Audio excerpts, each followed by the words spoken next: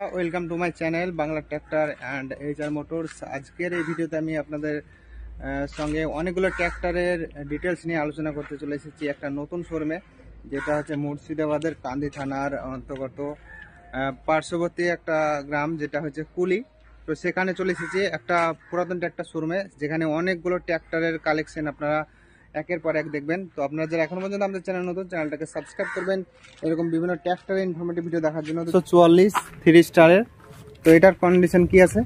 এটা আছে বর্ধমান আরটিওর গাড়ি WB 41 যে 5617।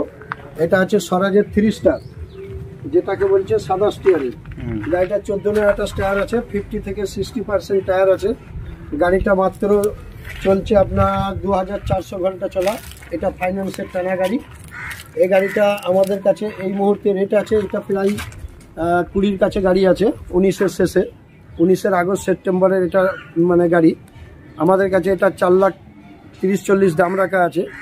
যদি কোনো কাস্টমার আসে তাহলে এই গাড়িটা আমরা 4-এর নিচেই, তাতে 2000 হোক 5000 হোক কথা দিচ্ছি, 4-এর নিচে আমরা দিয়ে দেবো।